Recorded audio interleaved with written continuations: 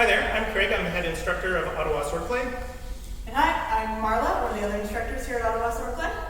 Today we're going to do a video talking about some of our very basic actions. I'm going to start out by talking about one of our guards, talk about our most fundamental strike, and we'll finish up talking about a second guard. And I'll be demonstrating techniques facing you, and Marla will be demonstrating things from the side, so hopefully you'll get a clear picture of what we're talking about. So today we're going to talk about what we call the tower guard. In German for the longsword, this is called Vom Tag, which means from the roof.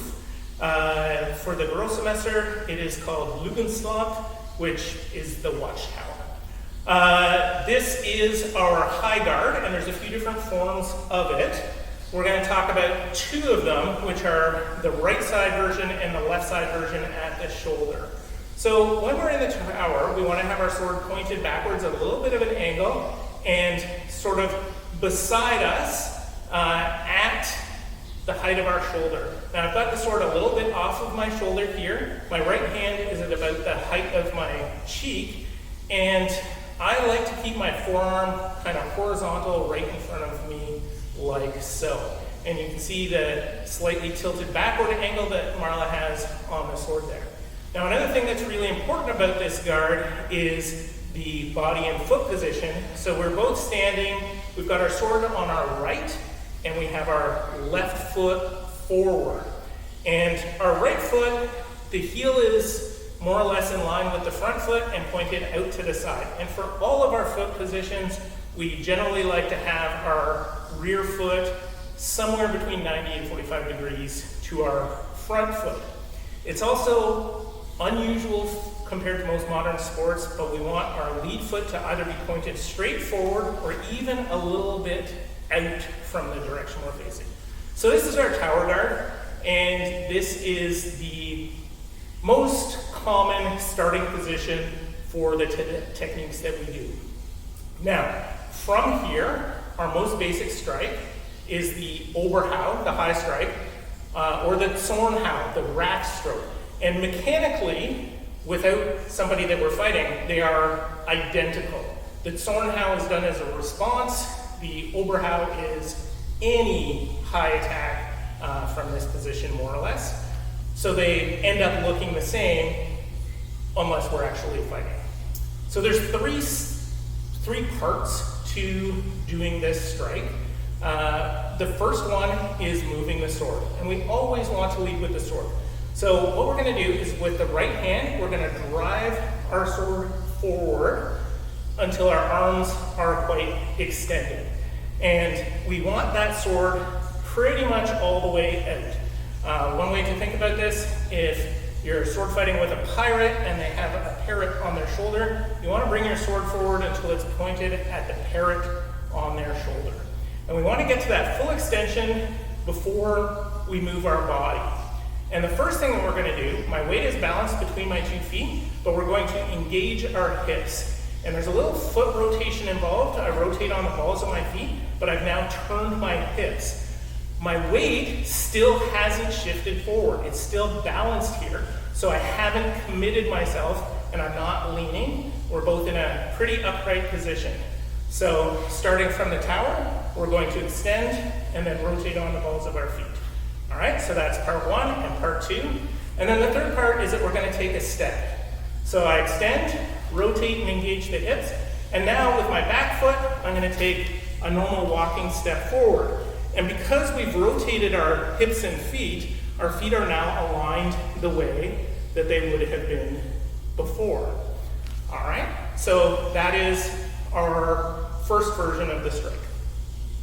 We can do the same thing from the left side, but it is a little bit different because it's not quite symmetrical.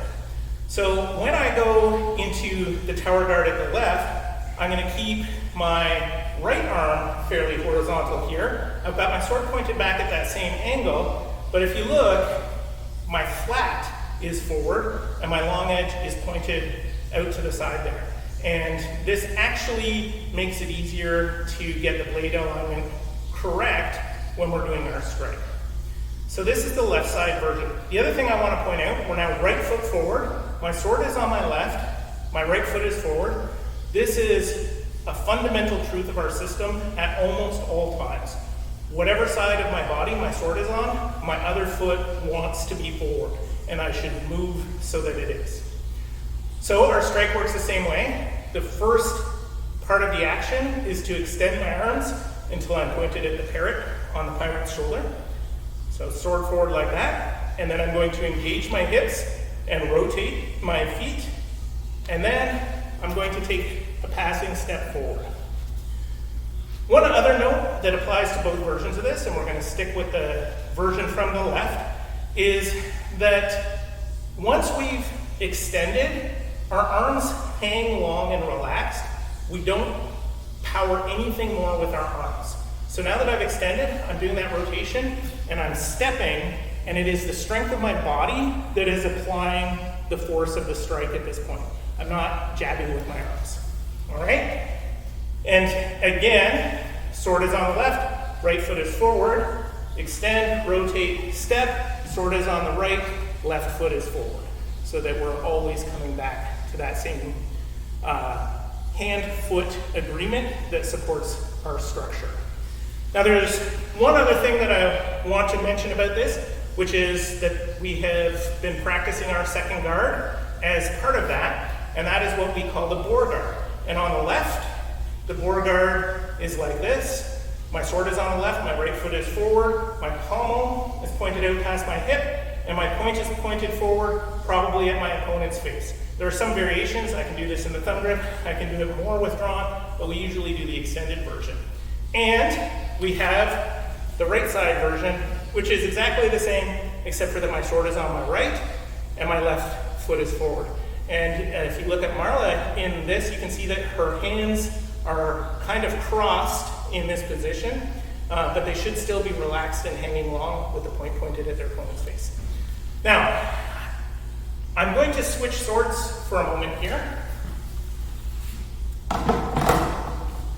Switching to a synthetic sword because I'm going to be demonstrating this technique against a wooden spear, and I don't want to chew up the wooden spear. I've got this set up to use as a pell. So when I stand facing this spear, right now the point is directed right at my face. So if we consider that this is somebody who's done their initial strike or their Oberhau, and their point is pointed at me, how do I use this technique to overcome that? So I'm going to extend, and when I do my extension, I usually will not quite have engaged with my opponent's weapon. When I do my hip rotation, that's going to bring me into alignment with their weapon or into contact with their weapon. You can also see though, their point is still almost pointed at me. I've just pushed it a little bit off to the side, and as I step forward, my structure deflects their point away from my face. So that's how we use that technique with a pell. If you are practicing this with a pell, it's good if you can have a simulator that gives you a legitimate threat so that if you do this poorly, you're going to walk right onto your spear point.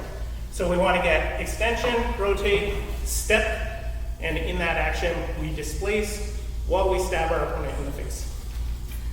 So, the tower guard, the boar guard, and the strike that is the transition between the two of them.